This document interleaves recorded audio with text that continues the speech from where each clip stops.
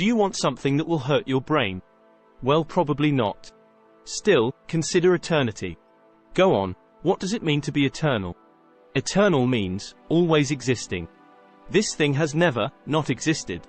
Before the universe began, this stuff was present. We might be born and exist forevermore, we don't know. But we do know that as an individual, we had a beginning. But this stuff is eternal. Where did the universe come from? That question has been debated throughout all human history, but ultimately, something is eternal.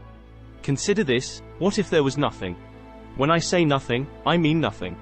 No quarks, no quantum flux, no light, no mind. Would anything happen?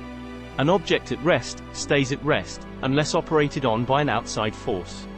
There is a Latin term I like, ex nihilo nihil fit, which means, from nothing, nothing comes. Therefore, something is eternal. Some being is eternal. If something is non-being, then it is nothing, no existence, nothingness. Even a quark is something. A quark has being. What we have now came from something. The question is then, what is eternal? What is the stuff? The prime substance? We have two options, a living being or a non-living being. Non-living being, matter. The stuff of eternity could have no life. The stuff of eternity could be quarks, nanoparticles, or energy, mashing and pounding together or separately. This is completely plausible, if we consider eternity alone, in a vacuum. In this article, I am not making any arguments other than this. Something has to have always existed. Is the idea of an eternal substance unreasonable or against reason? No. Is the thought of eternity nearly impossible to wrap our brains around? Yes. We understand that things just don't leap into existence without something being present, whether it's energy or a particle. Humans, in general, like things they can understand, explore, and comprehend. But we cannot study the past outside our universe. In our natural way of thinking, we ask, where did that come from? Or, what caused that? But an eternal substance? The thought of an eternal substance is staggering. Whether this is the first universe or the 100th, whether evolutionary science and materialistic beginning to the universe is correct, or a being is correct, something has always been present. However, let me ask you, can life come from non-life? Can being arise from non-being?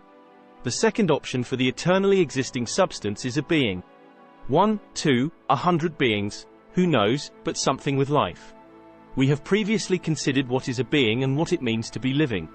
For now, let's just consider an eternal living being as a possible eternal substance. Which is favored, living or non-living? How do we know? When this attribute is considered alone, we are unable to make any rational argument for non-living matter, or for a living being as the prime eternal substance. Who knows? Maybe both have been present for all eternity. We must consider other evidence and characteristics to determine which of our three options are correct.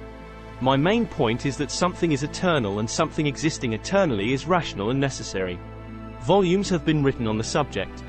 For anyone wishing to study more, please refer to the resources at my website, www.againstallheresy.org. However, for me, just like atheism, this topic consumed very little time in my brain. Because something existing eternally only makes sense, even if difficult to comprehend. Therefore, an eternal living being, like God, is not against reason. What is the crucial concept? Something is eternal. An eternal substance is rational. Why is that significant? This attribute in my theory of God is a rational identity the greatest conceivable being should possess.